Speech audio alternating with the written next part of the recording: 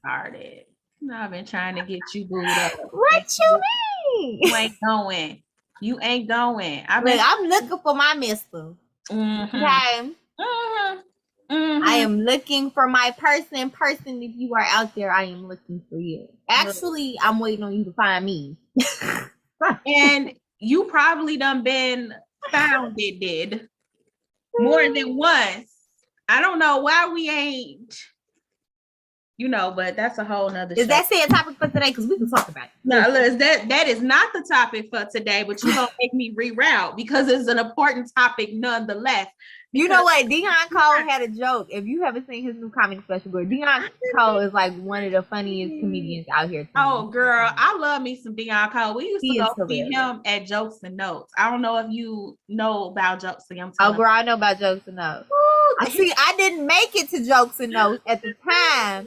I was the one that was babysitting all the kids while everybody else went to Jokes and Notes. That was our spot. And that time I was like, all right, let's go. They closed. When I say I miss Jokes and Notes, I mean, we had L'Oreal, we had Dion Cole. Like, it's so many folks that's now doing their thing that we saw so many times. Like, that was truly like our go-to date night, like group date night. We stayed up in Jokes and Notes. I'm sad it closed. They still got jokes from L'Oreal because one time they all went and he was messing with my mama. Because he asked her name and she said Ernestine, and he was talking about you look like you being there with the sexy slip on. Talking about the sexy slip, not the sexy slip. Whoop. All right. All right. We ain't going there, mama. I don't know nothing. Yeah. I don't know. But Dion Cole is mad funny. But he had a joke in his new comedy special on Netflix. Okay. And he was like, he was asking women, do they talk to men? Like, do they go approach or holler at men? And he was like, all the women he asked was like, no, I ain't approaching no man. So he's like, okay. So basically he started treating them because he's like, you know how many husbands you fucked around and missed out on because you ain't went up and talked to that man? He was like, we don't even need a lot. All you gotta do is make extended eye contact and we own it. Like, like, you ain't dropping no hint that you like that man. I'm like, you right. Now I get some eye contact all day. But you ain't going for it. If we gonna talk. I do. I will. I tell people all the time, shoot they shot. I tell people shoot they shot. Okay. It's 100% of the shots not shot. Okay? There actually needs to be a show. That was not what I had planned for today. But that may actually need to be a topic of discussion because is it wrong for a woman to shoot their shot? I mean, I personally like to have the shot at me. I don't like I am there. Sound, I am there. But you get what I'm saying. But I also, I mean, I could respect that if you see something that you, as a woman, like you shoot your shot. Like, I don't know why you wouldn't. Now, I ain't knocking nobody. Like, me personally, like, if you, because I done it before. I ain't gonna stun on you. I ain't gonna say I ain't never shot my shot. There's nothing wrong with it. I just straight walked up like, I'm feeling you. I like you. And I want you. I want some of you. But that's not my everyday. Like, honestly, I would prefer a man to come up to me because I want that type of man. You know what I'm saying? I want that type of person to just walk up like, look, hey, beautiful, whatever. And I'm like, okay, how you doing? Okay, so do you look at this, and this is not the topic for this evening, y'all. It's the pre-topic. We just kind of freestyling right now, right? We give folks a little bit of time to hop in the room. But hello, happy Wednesday. Hey, welcome y'all to We Gon Talk Wednesday. We've missed you for the last 2 weeks. I'm so happy to be here. This is what I love to do. But we are just kind of free flowing before we get started on tonight's topic, talking about should women shoot their shot or not. Now, this is not the topic, but this is just the topic of discussion until we get everybody pulled in. So since I got you on the topic about women shooting their shot, because I have this debate and this conversation with Robert all the time, because one of his big pet peeves is to see women propose to men. Oh, I'm never proposing to nobody. Let me tell y'all something. He gets so mad. I'm with you, Robert. He gets brother so from another mother. I am with you. Why do they do this? But I'm kind of like, okay, I couldn't see me doing that, but I'm not knocking a woman for saying, you know what, you taking too long. No, see that's it right there. If somebody is taking too long, if they ain't actually married, that means they don't want to marry you. Mm-hmm. That means they don't. If they want you, and y'all in a whole committed relationship for 10 years, and you feel like you got to drop on one knee, then you don't need to be in that relationship. If he ain't ready to marry you, then don't ask that man to marry you. You should probably be looking for a new man. In my personal opinion, just my opinion. I feel you. I couldn't. I feel you. I feel you because I could not have imagined proposing to him. Like I had a deadline in my mind where I was like, hey, listen now. Like I know you trying to figure out when you're ready, and I respect that, but I'm only gonna wait so long. And you also have to give me in their space, because if you embarrass them honestly and propose to them and they're not ready and they say yes just because they like, you know, it's a spectacle, family and friends, they'll however you propose, and they say yes because of the moment and they not ready, then you're gonna have more issues in the marriage. Because if he wasn't ready beforehand, he ain't gonna be ready after y'all walk down the aisle magically. This is true. This is factual. I feel you, sis. I feel you. I see Anika blowing up these comments. She like, the man going to take her name? Probably not. I don't know. Anika went there. Look, I don't know too many men that would take their wives' names. I know in some cultures you hyphenate, so it's like both. So you combine the two names, but I know that like there's a lot of men that's like hell to the no.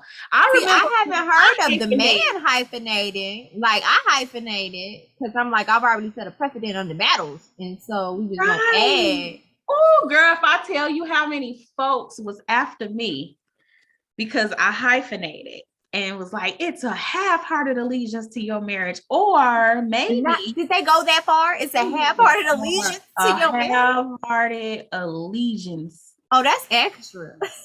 Because I didn't do the whole thing, but I was like, man, I just finished, you know, my master's. I just finished like all of this stuff under Harden. I done started doing things. I am the last female Harden of my grandmother. So I just kind of wanted to like, you know, I was still kind of connected to it, but most of the time I'm going by the tape. And don't let him hear you just refer to me as Miss Hard. And he'd be like, that's a married woman you talking to like that. Put some respect on that tape. Okay.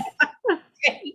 So I do acknowledge the tape, but we done started talking about that might be a show topic in itself. But I think we also have to look at the norms that society has put in place that people can either abide by or not abide by because you are your own person. Who proposes one of them. Yeah. Name changing is another one. Who shoots they shot first is another one. All of those is like gender norms that people put on people or accept for themselves or not. Now, me personally, I just know whomever, whatever, because you know, it ain't just for the men folk. Ladies, if you out there shoot your shot too, sure. You know what I'm saying? Everybody. I'm just saying. Equal opportunity employer, you feel me? Oh, but so cool. Shoot your shot. If he's there, shoot your shot. Now, you know, from the last discussion we had, we're not encouraging you to shoot the shot of that somebody's already in something. No, you leave that be. I did that one. And I wasn't doing it like side piece. This was like elementary school, so it really don't even count. But it don't even count. But it was this guy I liked, and he had a girlfriend, and I walked up to him like, look, which one you want? Make a choice. And he chose me. But I'm just saying, I wasn't taking her man. It's the boldness for me. You know what I'm saying? Because I ain't sad piece. I'm whole meal. You feel me? So I'm like, you just make your decision. Let me know. And he made his decision. It's the boldness for me. I can't even say nothing about that. But welcome y'all. Tonight's topic. We done already started on a whole nother topic. But tonight's topic is talking about breaking the generational curse of asking for help. And this one is a very important topic because I have found myself in recent times as recent as yesterday, as today, as last year, trying to remind myself to unlearn the programming that we can't ask for help. Like, you don't ask for help, having that pride where we can't rely on each other. And I know that there's a lot of reasons for that. There has been times where you might ask for help and somebody go and tell your business, or they shame you for asking for help. One of the things we always grew up hearing is what happens in this house stays in this house. So if there's something going on at home where, maybe money is tight or there's no food in the house, that there were reasons for not asking for help out of fear of what kind of repercussions or consequences will come from that. But how do we unlearn not asking for help to a detriment? Because now we are so fixated on not asking for help that sometimes we missing out on a whole lot of yeses. Yes, I'll help you. A whole lot of boost up that can really like catapult us to the next level of who we trying to be in life. So today on Oh We Gonna Talk, we need to talk about the generational curse, the generational trauma of asking for help from each other, when we need to unlearn that and when we need to feel comfortable to do that, because none of us can do it by ourselves. Like, if I had to look back on the things that I've accomplished in life, I may have done the work, but I also had a lot of support, had a lot of help in just very different ways in life, where it made it possible that the work that I did do was not in vain. And so sometimes we don't realize just how far we've come because there's been someone that has extended the hand and helped us out. So let's talk about how we break and unlearn the generational curse of not asking for help. Look at this. This one deep. This one deep. This one deep. This one deep. Did I go to the bottom of the ocean? It's deep for me personally because, as we may know, as a bit of a workaholic, you know what I'm saying? I'm also, I know you might not have known. You may not have known. You know what I'm saying? Because it's just a little bit. The lies. It's a lot of it. So I am a bit of a workaholic, but I also take on a lot. And so literally just this morning, having this type of conversation, addressing it within myself, where I'm like, okay, and somebody asked me, like, do you think if you don't do it, like, everything's gonna fall apart? And I'm like, yes. Like, straight up, yes, absolutely, that's how I feel. And I honestly, I'm like, yes, nothing will get done if I don't do it. That's what it is. And so speaking to an elder at that, it's funny because elders always put you in your place in love. And she was like, no, that's a lie. You're lying to yourself. She's like, it will get done. And you're gonna let it go. You're gonna let people know that you need a you day. She's like, what I want for you is a day to do nothing. You sit there and do nothing. I was like, she's like, just get in the bed and don't do nothing. I'm like, I lay in the bed. And then Dion tricking on me. She over in the corner like, and she's working on her laptop while she lay in the bed. I say, no. I'm working on my phone. You know what? I will flip this desk over if you don't stop with the madness, with the semantics.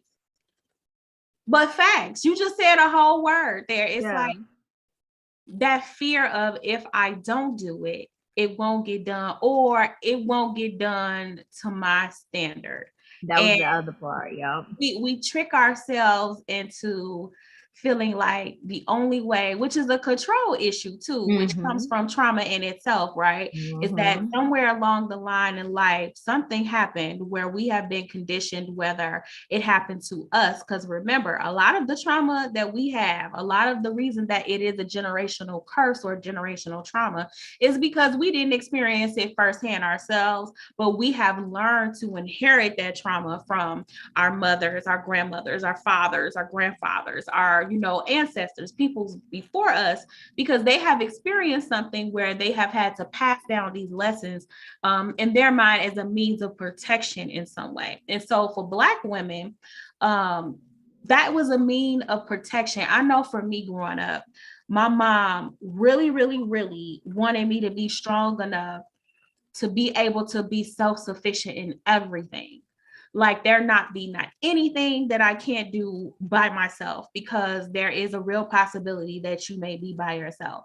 Now, some of the reasoning that that lesson came from was, from a standpoint of trauma, but also it came from a realization that we don't know when life is going to life. And sometimes life take people out of your life, and you may look up and you may have to do something alone. Like you don't have any control over what the circumstance may be, where you may be on your own 2 feet. But whatever those circumstances are, you need to be able to swim. You need to be able to survive and stand up for yourself. But then I think the other side of that is having to have that control, having to be on top of things all the time. We do exactly what you said. We trick ourselves into believing that nobody else can do it like we do it. Or if I don't do it, it just ain't gonna get done. Or if I don't do it, I've lost some sort of control. And so we're not asking for help all the while we're deteriorating. We're overwhelmed. We're overworked. We're freaking exhausted. We're so tired. It's like, I know I can't do it all, but I have to. And we've tricked ourselves into hurting ourselves where we're trying to do it all the time. And it doesn't even just happen with feeling like you need to take on everything to be in control. I think honestly, sometimes we don't ask for help because we've been taught that it's shameful to ask for help. That is definitely some people's reality. Like, I know for me, my family is a huge help to me and huge support to me. Even when it comes to like being a mom, being a single mom, like my son's dad is there, he's around, so he has him every weekend, and that's a godsend because most, events and programs and stuff that I'm doing is on the weekend. That's when I get most of the work done and all of that. But even when I was working full time and like regular hours, 9 to 5 type stuff, and then after hours too, like it was shifts. Like I would have a baby, drop him off to Khalees pick him up from in front of the job, then she go home, then she drop him back off, then we switching car seats, and then I come home. Like, you know what I'm saying? Like it was family. Like I couldn't do half the stuff that I do without, a really strong support system within my mom, my sister, my brother, like my family really stepping up and supporting me. And so in that realm, like I never felt like it shame in asking for help. But I know that a lot of times, depending on people's situation, family or outside of the family, they don't even want to ask their family for help. Mm-hmm. They don't even want to let their family know that they're struggling, because I also understand that everybody's family is in my family. Mm-hmm. And I know that because people tell us, like they see us moving together and be like, girl, how you work with your mama like that? Or how you work with your son? We like, what you talking about? This is what we do. Even like when it comes to events and stuff, we working together, we helping each other. But like, just how many people who see us work together that come to us like, and it's like mind blowing to them that we work together. And I'm like, yeah, that's what we do. We've always done it. And they're like, no. And so it makes it makes me really blessed to be able to say that I do work that well with my family, and we support each other in that way. But it also makes it really prevalent that a lot of people can't depend on their family. Yeah. They can't depend on their family. And a lot of times they're afraid to ask for help because their family's going to talk about them. That part, that's where a lot of the shame comes from, is that people have really, unfortunately, in our community, when you do ask for help, it does turn into a shame thing. And this isn't something that, if you talk to a lot of other cultures, this is not so much ingrained in them. Like they constantly help each other. They're working together to make sure that, each family unit, each part of the village has what they need. In our community, we have been shamed both by society and within our own villages that it's not okay to ask for help. Or if it's not even about the shame, it's the disappointment, because like sometimes you do ask for help and then you get disappointed when you ask for that help in some way. Either they don't really show up, or they're not consistent, or they don't do what they said they were going to do, or they just do something to make you feel like it was a mistake to ask for that help. So and that's where that I'm gonna do it myself mentality that Black women have come from. Like, if you want it done, you're gonna do it. We gonna do it ourselves. Because we didn't ask people time and time again, and it don't get done, or it don't get done quick enough, or it don't get done right, and it's half-assed or whatever. It's like, you know what, skip it. I'm gonna just do it myself. I'm gonna just do it. That's Black woman. Right. At least I know it'll be done right the first time, and I won't have to go back over it, or the fallout from it not being done correctly won't affect me, because that's the thing too. A lot of the time we're tricking ourselves into like being responsible for everything because we're afraid of what will happen to us if I don't. Like, how is this going to affect me later? Like, what consequences are going to come as a result of me not just getting it done right the first time? And we're afraid of that because we already have enough shit that we balancing. We don't need to add anything else, but we have to stick a Band-Aid on or recover from or whatever. And so, but still, like, even though I completely understand the why, the but whys, right? The but why we do this. It's still I'm at a place where I'm just like, it's detrimental. It's killing us. Like, it's literally killing us. It is literally taking away from us. I think it's something that I want to absolutely make my children or help my children unlearn, is that you do ask for help. And even if somebody says no, that's the worst that they can do, is say no. And you may have a person that is so, back to your favorite book, The Four Agreements, where they may do something that's not about you. When they say and they react to their behaviors, it's, don't take it personal, because literally it's something from them, something that they're dealing with, that they react or respond to you in that way. So just really giving them the freedom of not being worried about, if you do ask for help and someone tries to shame you, that you actually take some empowerment from that and say, it takes more to ask for help than it does to not. It takes a lot more to be vulnerable and say to somebody, can you help me? It's a scary thing because you don't want people judging, because we could be some judgy ass people. It could be judgy as hell. So it's like, the last thing you want is more people in your business or more people judging you about your situation. But damn, especially when it's ingrained in you, like, not to. Because, like, with Black folks, they be like, what happened in this house, stay in this house. Even when it comes to like getting therapy or anything like that, it's like, you finna go in there and telling people all our business and all of that stuff. Can't do that.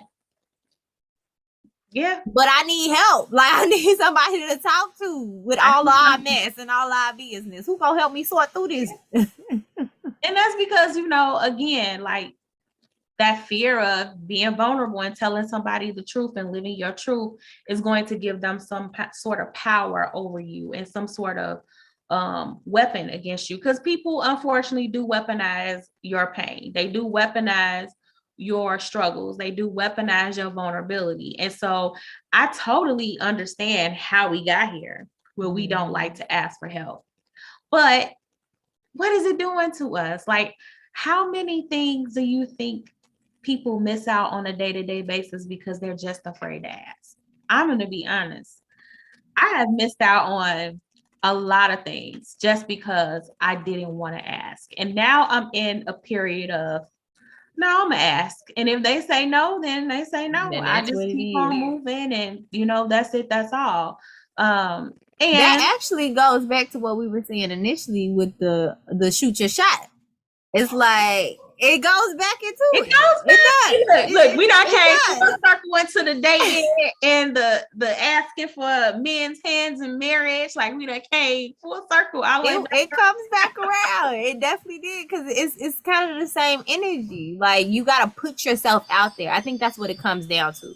Putting yourself out there. And if you're not willing to put yourself out there in any way, is that if it's shooting your shot, if it's asking for help, just putting yourself out there, then you won't grow. Like, that's what life is. It's literally, you miss 100% of the shots that you don't take. If you at least try, you might hit one or two. Like, but if you don't shoot at all, you definitely gonna miss all of them. And I think that's what it comes down to. Being vulnerable, bold, comfortable, whatever kind of word you want to put to that, enough to actually put yourself out there. And asking for help is putting yourself out there in a major way. Shooting your shot is putting yourself out there in a major way. And people get uncomfortable with that. And I think especially watching how this current generation coming up is moving, it's a little scary because they are terrified to put themselves out there. So much so that we're talking about like how it's detrimental, not only asking for help, but trying anything. They just don't want to try because they're afraid of failing. So they're not even putting themselves out there. So we're talking about missing opportunities. We're talking about mental health. We're talking about a whole lot of things. They don't want to put themselves out there in any way from fear of failing, from fear of being hurt. And if that's what we're fostering as a people, as the generation before them, we skipped a step. If they're growing up feeling like this and moving in that way, we skipped a step because we're the ones that teach them. And so that's one thing that speaks volume to me when we're talking about not asking for help, or in general, not putting ourselves out there. Our babies are watching us. That's true. That's all facts. They're watching us not ask for help and not feel comfortable enough to be vulnerable and ask each other, but they're also watching the folks that when they are asking for help, how they're being treated. And that's why they so that's why they so terrified, because especially I think with there being social media, it's so hard to have anything like private now, right? And if you don't talk and bring somebody into your private space that is trustworthy and genuine, letting them in can definitely put you in a situation where it's harmful for you and it's not a good situation, right? And so I think that because there's that realization, like before, rumors had to spread by people physically being in each other's company and telling each other things.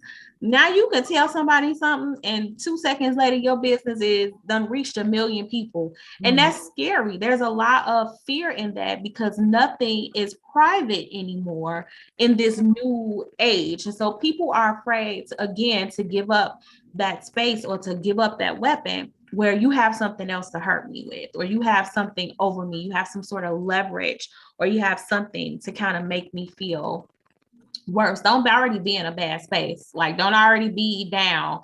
And then you open up and ask for help. And then somebody take your moment of vulnerability and exploit you with it. And that happens a lot. It happens more than it should. It shouldn't happen at all, but it happens more times than it doesn't. And so I think that because you have that generation seeing how cruel we could be to one another when asking for help, when being vulnerable, that is conditioning them too, again, to listen to that whole what happens in this house stays in this house. What happens in your life stay in your life. My mother used to tell me, never tell somebody something that you don't want at least 3 other people knowing. At least 3 other people. She said, if it's something, minimum 3. At least 3.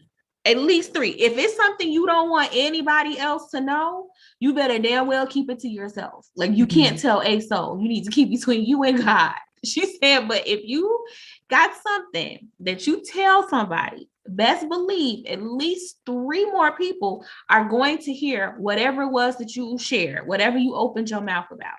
Because nothing's private, nothing's sacred, nothing's just between you and that person. And it's kind of always been like that, but now it's different. Now it's magnified. It's magnified. Now it's not 3 people. Don't tell somebody something you don't want Facebook to know, because you be having people that be putting like these subliminal posts up where it be like, I came across this situation and so and so. And then you've been seeing this scenario shared and you like, wait a minute now. I told somebody this, like, this is my scenario. This is my story. So it's a lot of reasons why people don't feel comfortable asking for help, but it's hindering us. It's keeping us from asking that right person that we need to ask because they have something, they have a door for us to walk through. Yeah. So, and we block our own blessings, honestly, when we don't ask for help. And I can give specific examples. So there would be situations where I was looking for something, right? And I'll post on Facebook in a heartbeat if I'm looking for somebody. If I just posted one earlier today, I was like, I need an animator. I need, like, I'm asking, like, I'm not gonna try to just Google search over there. I do that too, but I'm also gonna ask because somebody knows somebody that knows somebody. Like, and I do that for a lot of things. Because one, I know specifically because Facebook and social media can be used for bad, but it can also be used for a lot of good in connecting people and resources.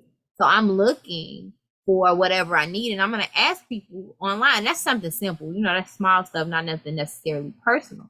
But in that same effect, me just putting one post out there saying I'm looking for an actor, and I got 15 people tagging actors, or I'm looking for a loctician, and I got 39 people tagging 29 people about, you know what I'm saying, a loctician. And just like that, all I did was ask, and people are just offering up information and services.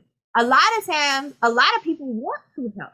And then you also don't know what resources people have to give you if only you would ask. If only you would ask. If only you would ask. And so, like, for me personally,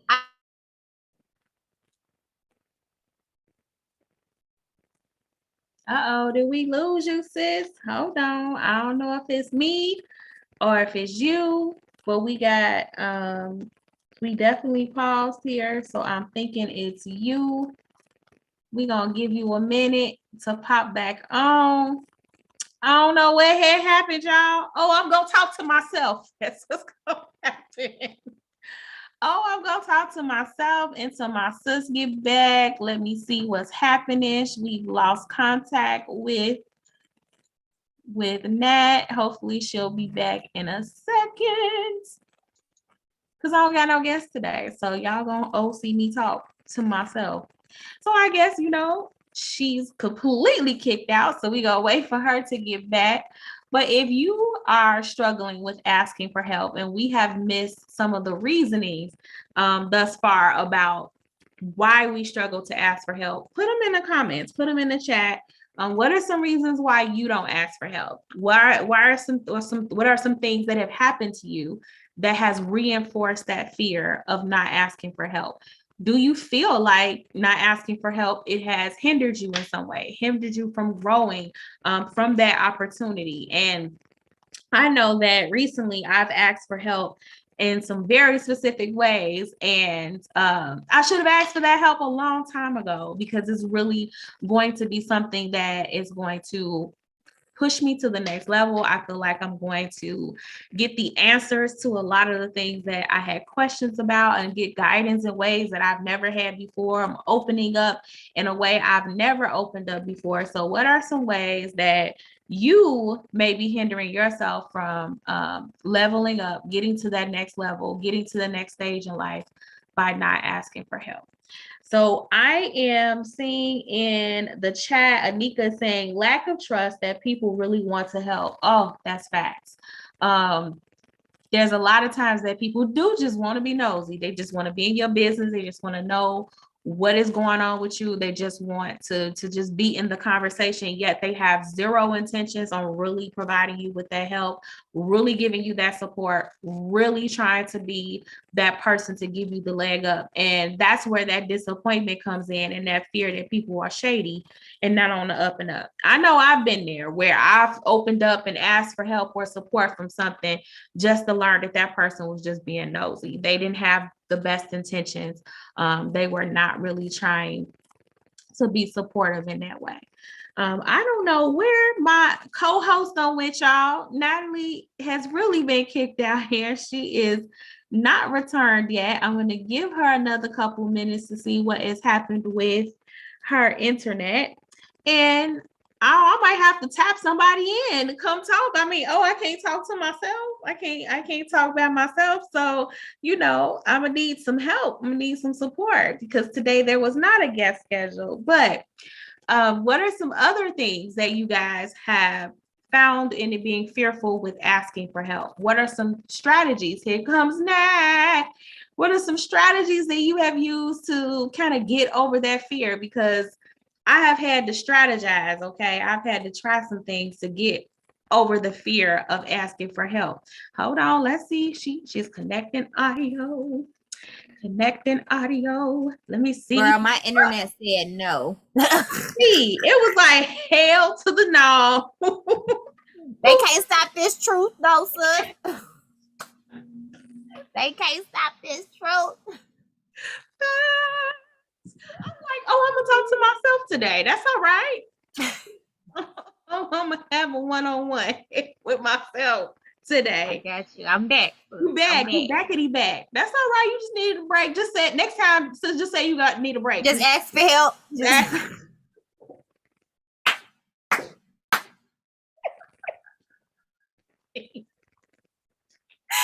ask for help. I'm saying, I mean, just I was in the middle of a whole spiel too, because I'm like, and the bop of the boop of the bop, and then you froze, and I'm like, I'm gonna just keep talking because maybe she just froze for a second and the whole thing cut off. Girl, you was froze. You was froze like, because I was getting into it. I was just about to. You was about to rip it off him. That's what happened. Was like, no, that's what happened. They was like, oh, they not ready. The internet ain't ready for all this truth. So let me sit her down. Right. But carry on with your truth. I asked the question before you got back with us. Just like, what are some of the reasons that you have been deterred from like asking for help? And Anika's in these comments today. Oh, y'all know I love me some Anika. She said lack of trust that people really want to help you, that genuineness that they really, really trying to help you. And I'm like, it's facts, because sometimes people just want to be nosy. They just want to know your business. And they don't have any real intentions on being a support or help for you.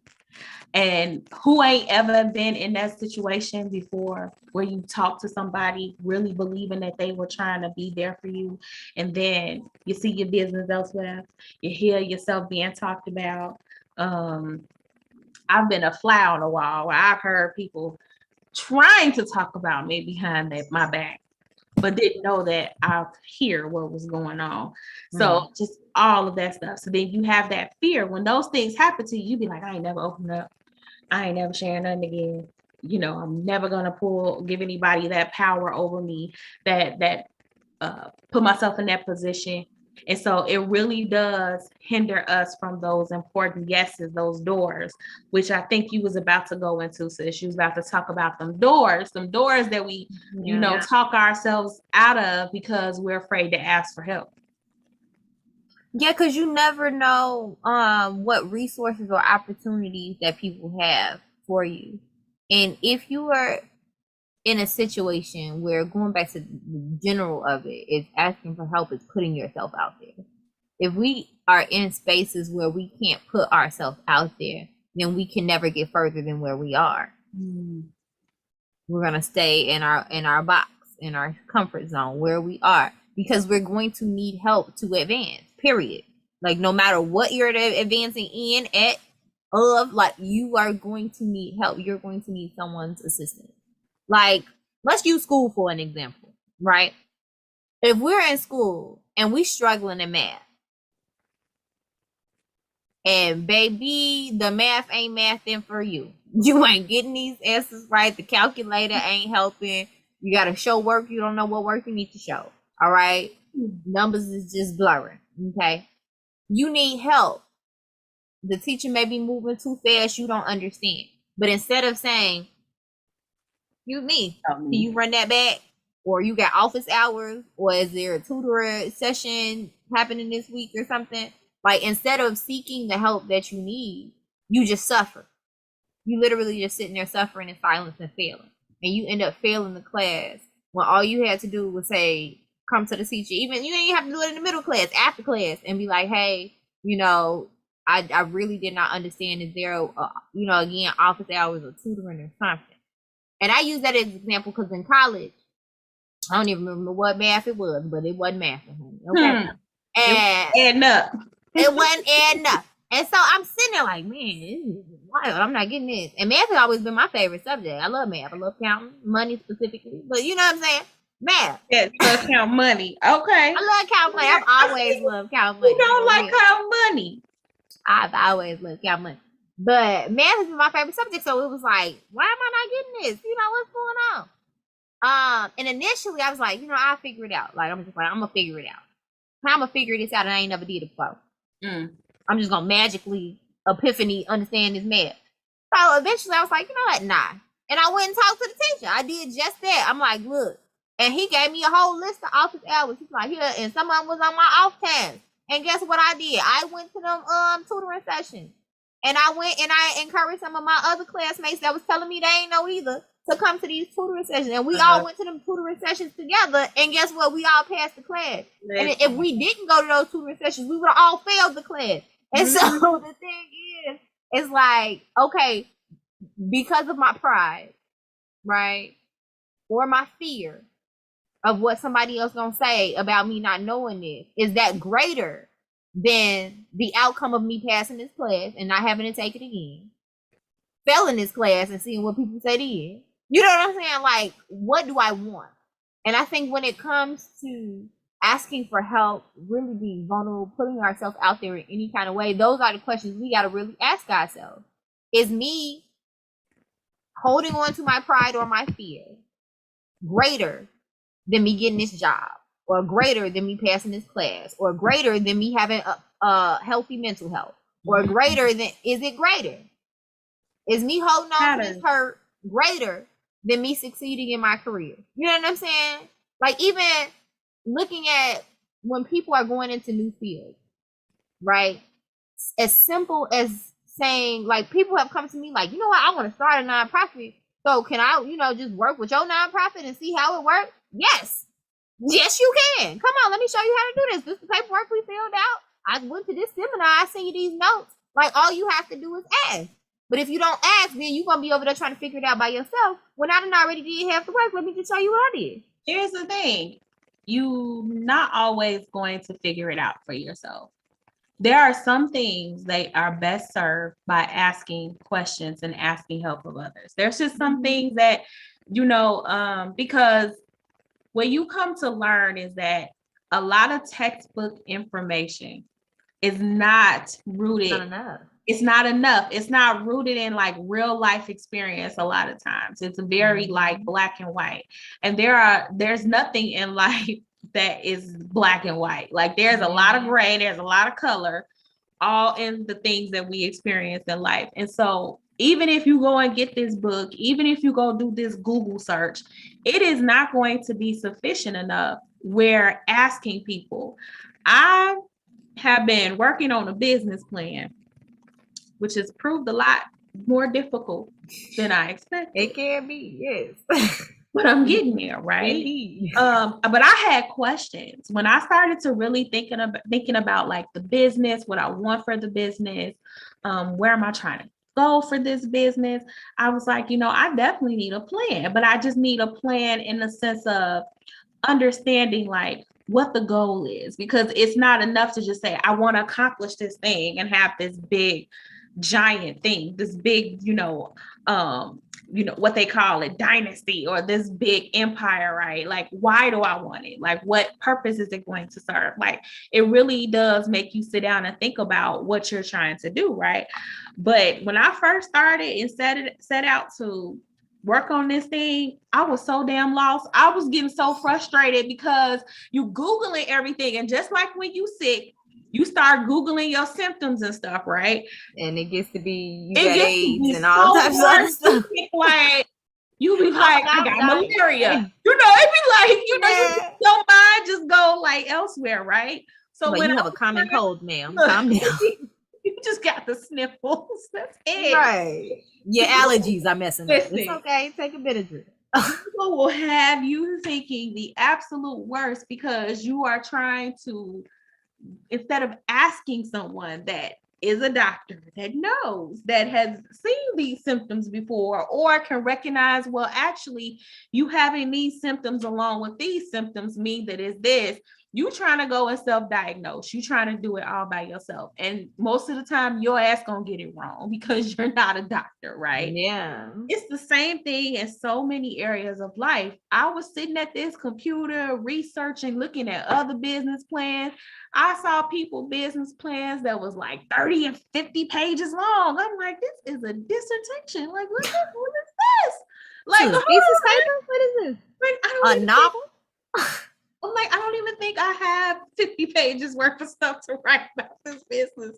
It's like, wait a minute. So I was like, you know what? I need to ask people that are doing the business work, that are doing the work in the positions that I want to be in, or that just got started. And so, how did you get started? Like, what were you doing? And I started asking questions, and I had so much damn support that it was just like, and then it wasn't so overwhelming, because at first trying to look at this big old picture and I'm trying to decide on what is the meat and potatoes of it, like what do I need to eat and spit out the bones with, because it's so much stuff. Like the web is so big and everybody has their own personal opinions on the web of how they did it and what you should do, but it wasn't feeling like encouraging for me. And I was like, you know what? I just need to ask. I started reaching out to people that were doing it or is doing it or about to do it. And just like, okay, where did you start? Like, I'm worried about this, and this. And the amount of support I've been getting and asking those questions, some of which was unexpected support, like information that I knew nothing about, where it just changes your everything. And so just think about how many times in your life where you just didn't ask for that help and you was completely passing up on an opportunity to have the guidance of your life, like a door that's needed to get to where you want to. Like mentors are so important. Like I've had shout out to Anika. Yes. Like I've had some really dope, and still two of my mentors has been my mentors since I was like 15 years old. Still my mentors to this day. Absolutely love them. Shout out to Mrs. Saquon, Mr. Rami. Okay, I love y'all. That's mom and dad number 2. But like, so having someone in different areas of your life that you can just call when you need support, like if you have questions, that are doing the things that you want to do, right? And also shout out to Ricky. Ricky is a family friend who, it was actually Carly's friend, and we all adopted him. But that's how it be, right? Like they've been together since like friends since like middle school, I think. But he's a videographer and photographer. So like he was the first person that really got me started in my photography and videography. Like I called him first, and I'm on the phone with him for hours and days and hours. Like, okay, do I need this? I don't need this. What do you do with this? What's the aperture and the boop of the boop? And he helped me pick my camera. Like he told me what I need. Like for all of the equipment and video stuff that I have to get started for Melanated in America. Like that was me on the phone with that man for hours, because he's been doing it for years.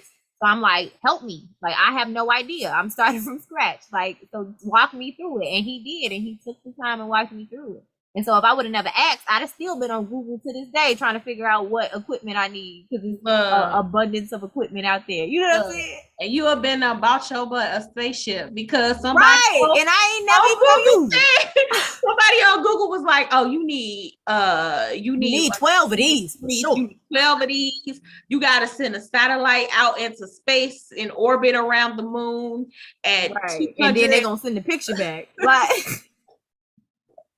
Because we literally, like, it's too much information on the internet, and it's too many hens in the hen house. And so use your circle, use your village, use the people around you that you see doing stuff, ask questions.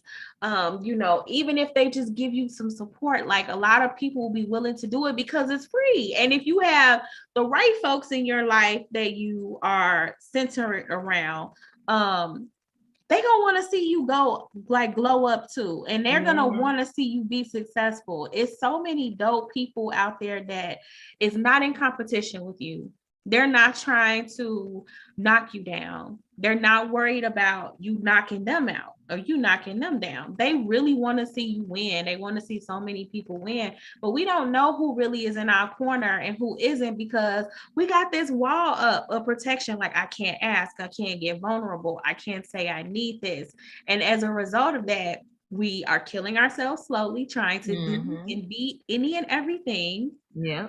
We are exhausted because we're running in circles, because there's a missing piece that's going to open the gate for us to be able to get out of the circle, but we haven't unlocked it because it's still out there. It's for somebody to give it to us. So we run in this circle around ourselves, or you get to a place and it's not what you thought it was going to be, because you done missed some steps, you done missed some important stuff back there because you didn't ask, you didn't go and get that information. And it's just so much that's keeping us down, keeping us from getting to the place in life where we could be our best selves, because there's just such fear in asking for help. So we need to talk about how do we get out of this? What's a way? Ask for help? No. Well, obviously. No, honestly, I think for me, it goes back to what I said before, like, to move out of your own way. Because I don't know who said it first. I don't think we'll ever know, because everything gets cycled. But like, one of the greatest things that I heard is like, you are your only competition. You are your biggest enemy. Like, we stop ourselves because of when the wheels get turning up here and we start making up scenarios and we building, like, stop. Like, we gotta turn it off. Ask yourself in that moment. One, we gotta move out of fear. We have to move out of trauma. We gotta heal for real. Okay. Because if we don't, again, we'll be stuck in the same place trying to figure out life. And we aren't living if we aren't comfortable enough to put ourselves out there. Again, that's the foundation of it. If we aren't putting ourselves out there in any way, we're not living. You're just existing. And the point of being here is to live and experience, even if it hurts sometimes, that you alive. You know, cherish the hurt. You here to feel it. You know what I'm saying? And so we have to ask ourselves in those moments, and we have to be present enough to realize what we're doing, to ask ourselves this question. When you stop yourself from asking for help. Because we actively stop ourselves. Like, we have a thought, like, maybe I should, nah. You know what I'm saying? Like, it's immediately pushed back. We had a thought, though. And then we push it back. That's us actively working against our greater self, right there, actively. And so in that moment, stop yourself and be like, all right, you gotta talk to yourself. No. Don't let nobody tell you it's crazy to have conversations with yourself. I be having full-blown conversations. Like, get your shit together, Nat. Okay, you tripping. You know that I have full-blown conversations with myself. Don't let nobody tell you it's crazy. Talk to yourself in that moment. When inner self be like, nah, I don't need help. Yes, you do. Stop and think about why you stopped yourself. And is that fear, that trauma, that hurt, that made up scenario in your head, or what that person might, could have, would have, should have said, is that greater than your want to succeed? That's really what it's going to come down to. Are you putting your wants and needs first? If you are, you're going to ask for help. Though I'm a workaholic, just a little bit, I don't mind asking for help. If it's asking somebody have something work, anybody I see with a camera, I'll be like, what's that? What's that you use? What lens is that? Like, I'm hey, can I say that is probably one of my favorite things. It's not the favorite thing, but it's one of my favorite things about you. What's that? Is that you ask. Oh, I'm asking. You ask. If I'm at the store and I'm unsure, excuse me, you work here? Let me ask you a question. You ask for what you want consistently without fear of shame. My biggest issue is I have the fear of being a burden. I don't want to be anyone's burden. I don't want to put anyone else out. I don't want to pressure anyone. So I feel like sometimes if you ask, since I'm surrounded by some genuinely dope individuals that have really dope hearts, really dope spirits, I'm like, man, these people are doing enough. I don't want to bother them by asking for anything, because You know, they already, everybody's just trying to survive. Everybody's just trying to make it. And so I have the fear of being a burden. I don't ask anyone because I don't want them to feel obligated. I don't want them to feel pressured or guilted into doing anything for me. So it's like, you know, I that's one of them. And the other part, I don't ask because I've had disappointment from asking, where I've asked and people didn't do. They didn't show up. They didn't do those things, and I internalize it so heavily, where it was in a negative way. Okay, well, they didn't show up for me because I didn't deserve for them to show up. And so I started avoiding that possible disappointment because of how it made me feel when I was disappointed. So I don't ask for that reason too. But since, you know, because I feel like I've been knowing you so much longer than it's been decades at this point. My God. Oh my gosh, it's I think we went to pre-K together. I mean, listen, right? You know, because you ain't number 25. I was going to say I'm 25, so I don't know. We went to pre-K together, but I was a couple years ahead of you. Years ahead of me, right? But I've grown to, like, as I've gotten to know you and be close, and we built our sisterhood and our bond.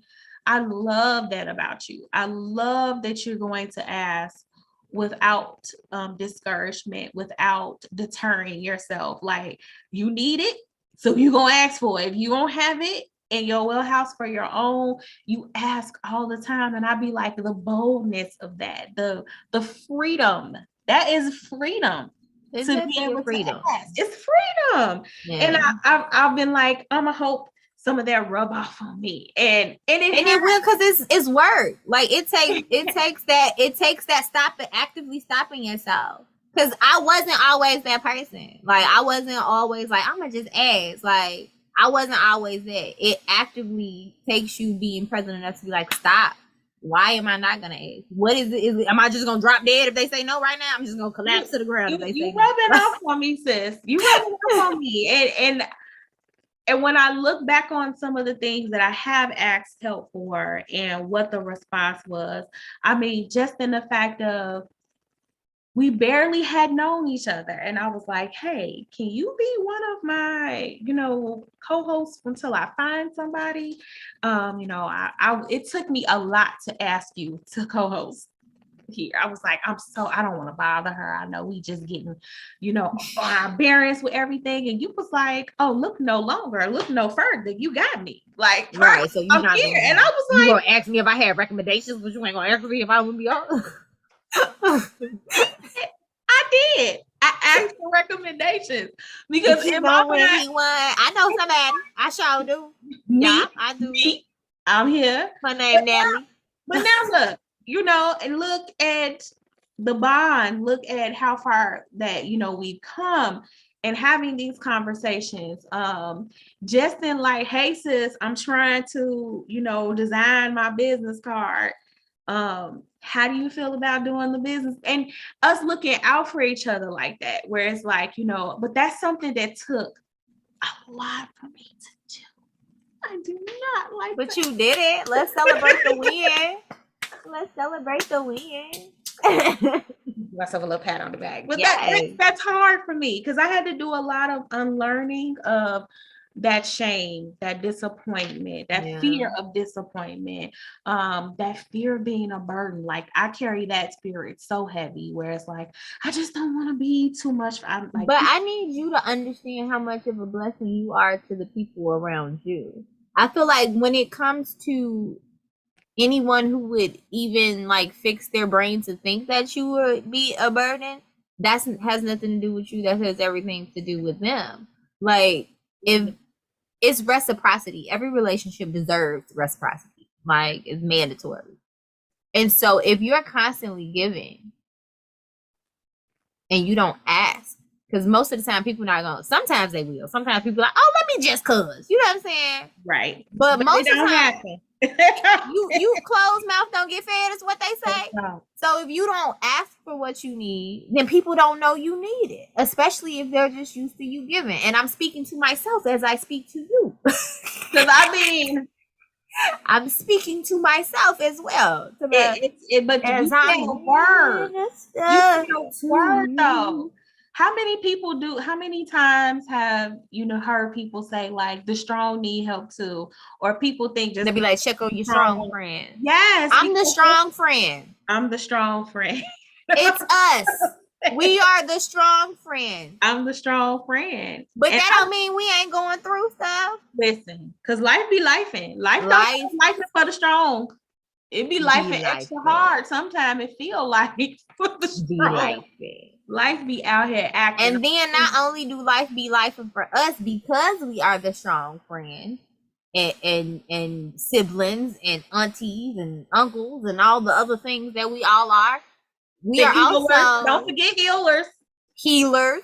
Because healers need healing too. Healers need healing. So we're also life be life for us, but we're also helping people with their life when they life be life. You know what I'm saying? Mm-hmm. So yes, check on your strong friends and just randomly get them something nice. You know, just randomly do something sweet. You know, because we deserve it and we're nice. We need to start that movement. We need to start just randomly do nice things for your strong friends. Okay, not saying shade your weak friends, but your strong ones. Just put a little extra spice on it. Okay, a little salt bay. You know, a little salt bay for your strong friends. Because most of the time we're not gonna act. Right. We're not. And I think that's one thing, like, I still am like fighting that inner self for when it comes to my personal life. Asking for things. Yeah. Outwardly, I'm an ass. Okay. I'm an ass. But like when it's really personal, I'm not. I fight it and I'm actively still working on that inner part. We're gonna work on that together, sis. We're gonna work on it together. I'm actively working on that part. And it's because I'm the strong. I think the strong ones get used to being the strong one, so they feel like it'll make them less of the strong friend if they need help.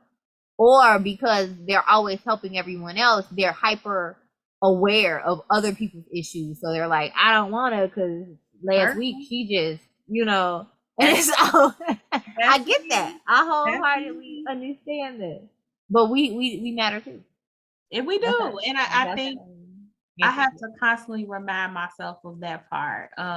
Is that, I wrote a whole poem about healers need healing too. And how just because I am out here helping and healing and trying to bring to the forefront and have these conversations, the pain and the struggles and the plights of other people doesn't mean that I have to ignore my own pain or my own plights. And that's a really hard thing to do when you are the reliable one. Like you're the one that people look to show up. Yeah. But it's like, that's good that I'm reliable, but I also need to be reliable and show up for me too, because I matter. And so really just getting to that space. I mean, this is a season of growth for me. I've been telling folks, I'm like, I don't know if this is 40. I feel like this thing, whatever this, I mean, because I'm not really, hold on now, because I'm 25. Just say it, sis. Just tell them it's feeling like me season.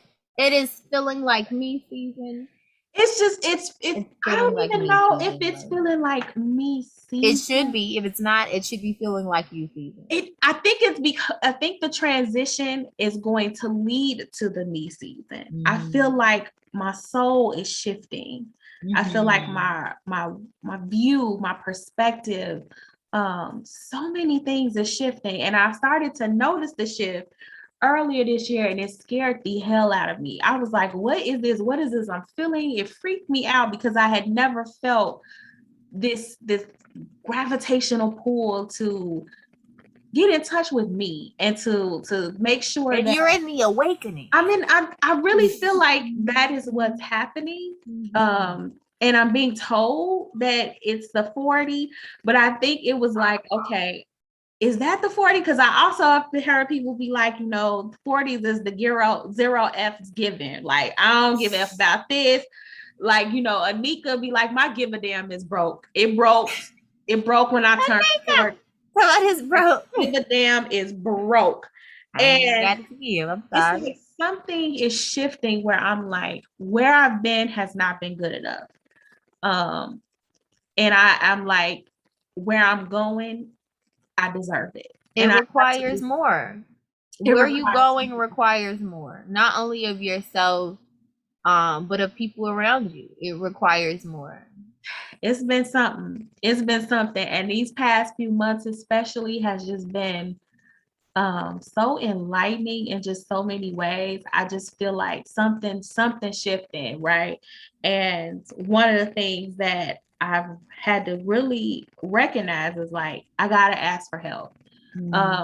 I gotta be willing and comfortable to say, and even if I don't get what I need in that ask, whether someone is intentionally or unintentionally unable to provide that support, the more I feel comfortable with asking questions, the more it's going to open doors for me. Because you're going to hit a couple no's. All you need is that one real yes. And because all of our L's count, okay? All of our lessons count, okay? What we should be paying attention to and celebrating in those L's, those lessons, is that if you do come to someone and ask for help, put yourself out there, and they give you an adverse reaction. It's a negative reaction. It's a catty reaction. It's a manipulative reaction. It's a whatever, not yes, oh my God, let me help you right now reaction. Note it. I am a note taker. I don't know if it's good or bad, but I am a note taker. Note it.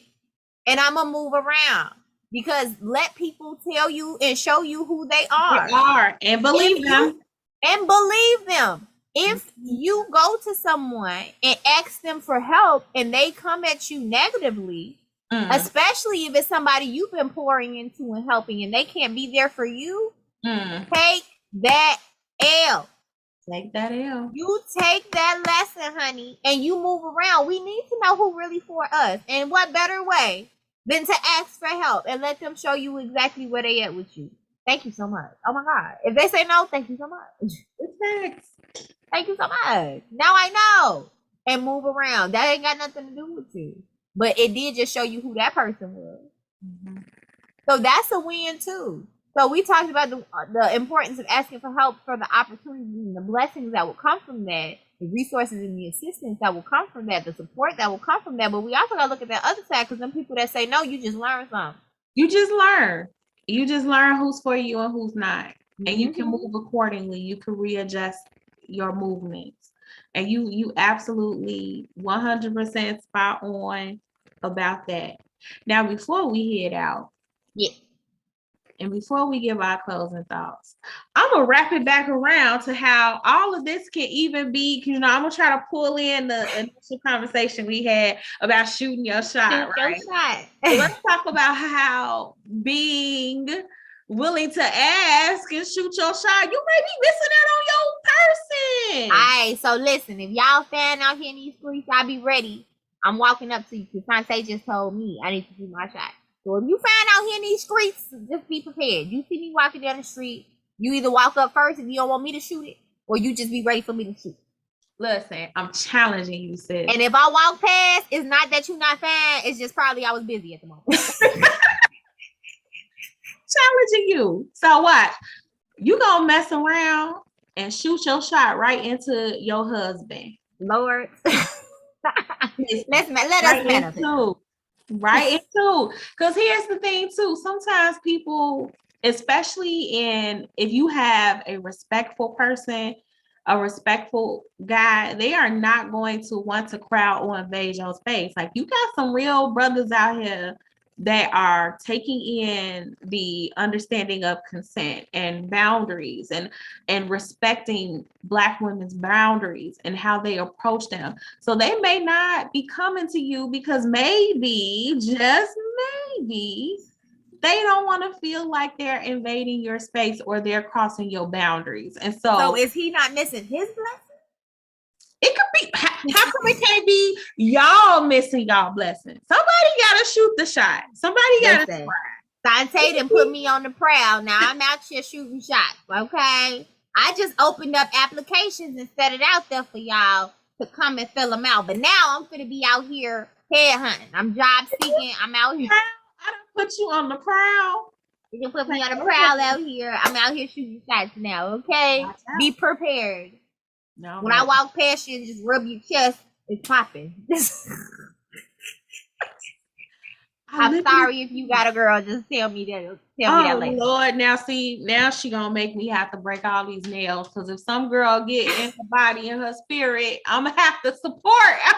We ain't doing that. Listen, just tell me. Just tell me if you got a girl, cool. She lucky. I'm gonna move on.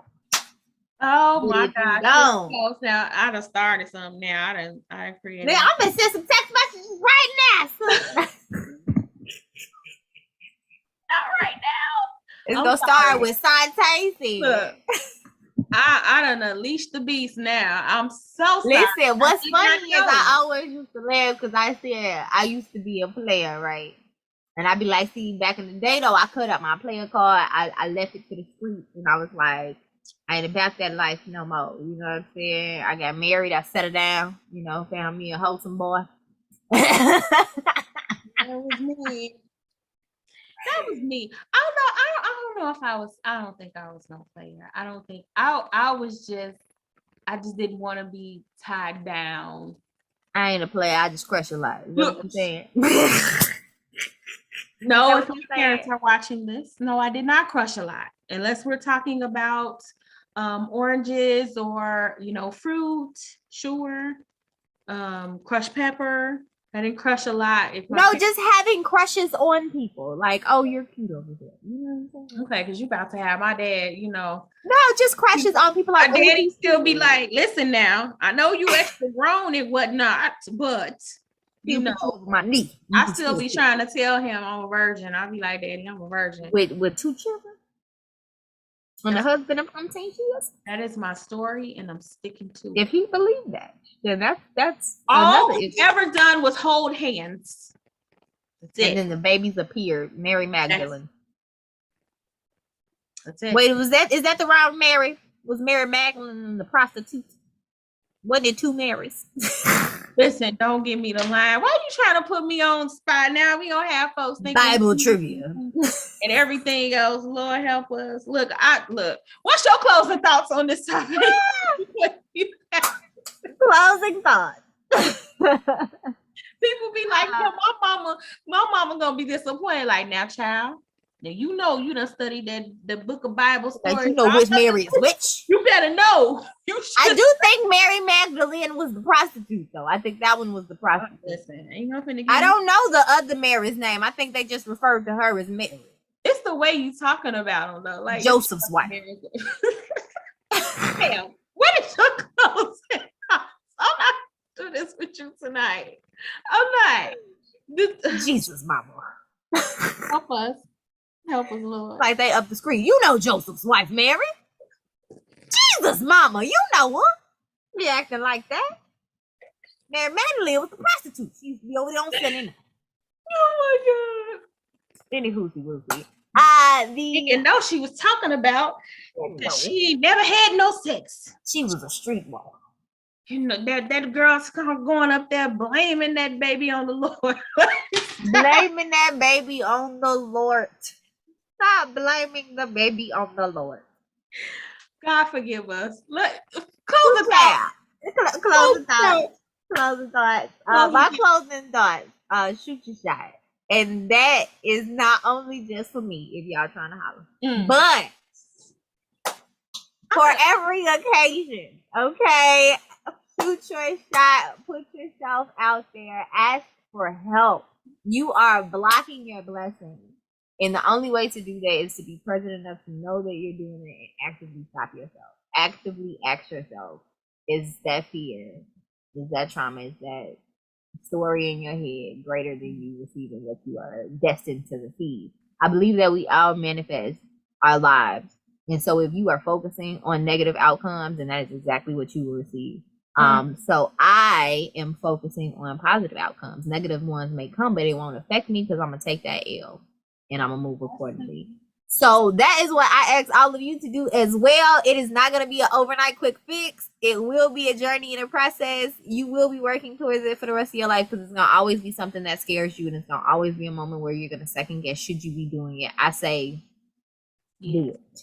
I say do it because if you stop yourself, what else did you just stop? Mm-hmm. What's gonna happen if they say no? They just gonna say no, you gonna walk away. What's gonna happen if they say yes? A whole lot. So shoot your shot, put yourself out there. It be the yeses, boy. It take you places you never thought you'd go. But if you don't give the option, if you don't try, you're gonna still be stuck. What are my closing thoughts? My closing thoughts is unlearn the shame of asking for help. There is no shame in asking for help. Everybody has had help in some way. Somebody has reached back, has gave information to, taught, guided, provided some sort of assistance. We have not come to where we are without help. There's somebody tells you that they have not received help. They are a liar. And the truth ain't in them.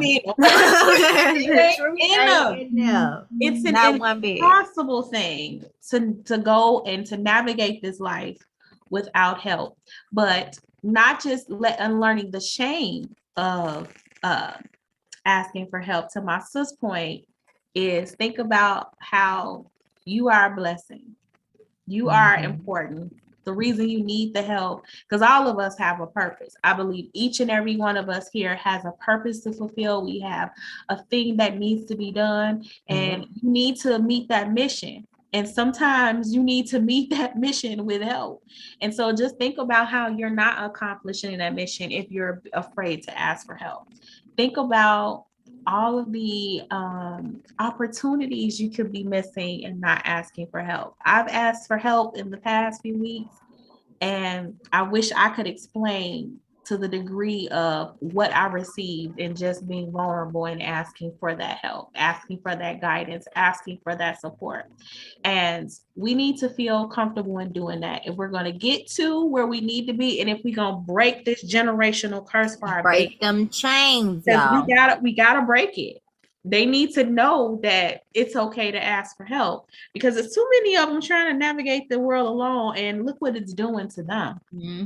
Look what it's doing to the next generation.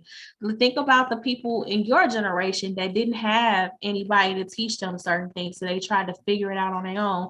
And then when you like, hey, they don't get it. But why don't they get it? They don't get it because they couldn't ask for help and they didn't ask for help. So now we need to give, and we need to free the next generation on that fear, that uncertainty in asking for help. And then last, if you are the person that someone genuinely comes to and asks you for help, be that person. If it is in your capacity, if you have the fortitude, sometimes people be asking for help that's free. They just need a little bit of your time. They just need a little word here or there. Like if you have the opportunity to help somebody, do it from a place of love. Don't do it from a place of ill intention. Don't do it from a place of malice. Do it because we're stronger together as a village. And you pick one up, they pick another up, and this is how we're going to continue to get stronger. So if you are the person that someone comes to and asks you for help, open your heart to give that person genuine support and genuine love and genuine help, so that we can break these curses. We can get it back to where it needs to be, where we are a real strong village and we are helping each other grow. That's all I got. You better sum that up like that, son. Okay. I'm just saying, She's just saying, but she's saying. Okay. I'm just saying, but I'm saying. But she's saying. I don't got no mic, but I guess I was supposed to do like the mic drop. Mic drop. Come on. Come on. Conclusion. Come on here. You is in rare form this evening. It's the bun. It's the bun, honey. It's the bun. It's the bun. It's so regal. It's the bun. It's the you serving bun realness. Okay. Look, sis. Right, it's the braids for me. You popped on screen. I said, okay. I listen. You don't even not understand though. What's the braids for me? I'm so happy about these braids. I'm so happy just for the simple fact that me and these curls, we were in an awkward stage in our relationship. We were not getting along these past couple of weeks. And I was close to doing something. I probably was going to either cut this mess. Walk around with fade low.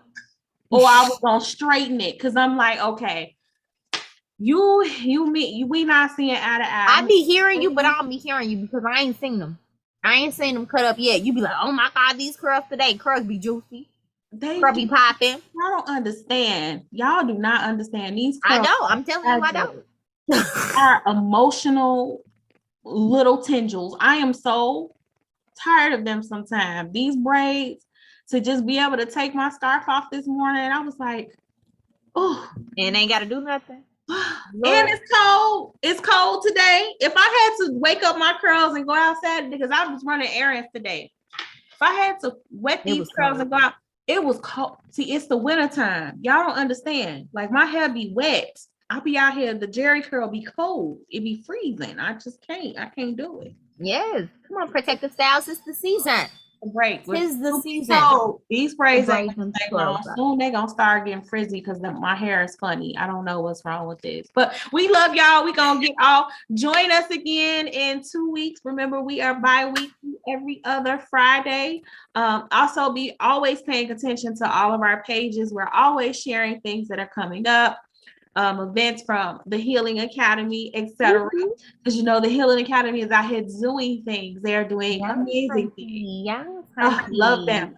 We got a couple events coming up. Y'all know Giving Tuesday was yesterday, but it's never too late to give to a nonprofit that you know and love that's giving back, knowing and loving to the community. Okay. The Healing Academy can be that nonprofit for you. So y'all can go over to the website and donate if you would like to. All proceeds that come into the Healing Academy definitely goes to educational programming, classes, workshops, and amazing resources and events for the community.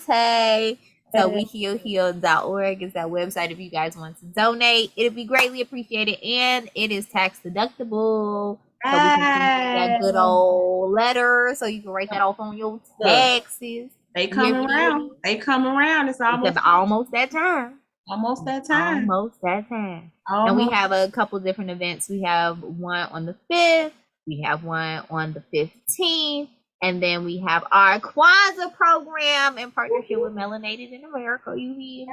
That's going to be on the 29th of December. It's going to be African drumming, Kwanzaa candle lighting ceremony, and it's at this really fine African shop in Hyde Park. So you can also get your shop on, and the shop owner will be doing 30% off for Kwanzaa. And baby, she got original design. She designed herself, and they are fire. I went over the other day like she finna get all my coins.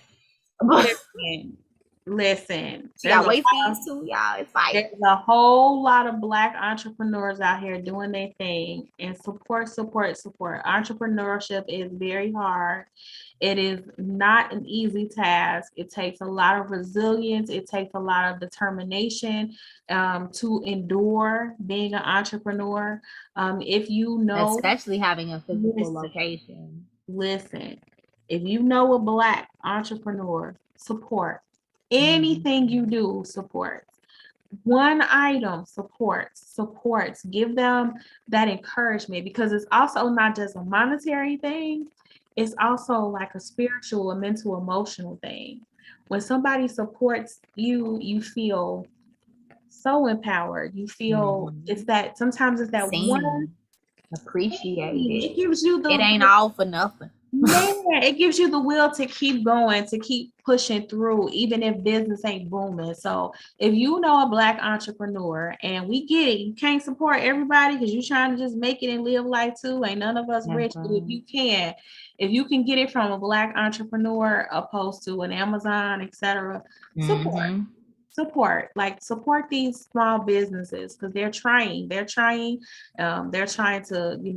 reinvent how we do things in our community, and it's not easy. So I just wanted to put that out there. Yes, and Christmas and Kwanzaa is coming up, so buy Black, circulate them dollars.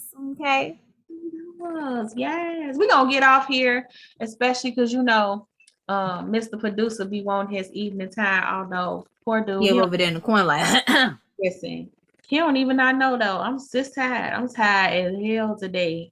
Okay. I've been going to sleep early.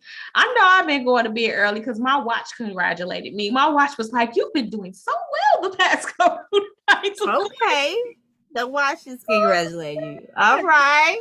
Because I don't normally go to bed on time, but tonight, this is tired. I'm finna go make sure these kids get up in this bed. Looking like a 10 o'clock bedtime for you, sis? 10 o'clock. I'm finna try to accomplish all this and be asleep by 9:30. That gives me 10 minutes. Not 10 minutes.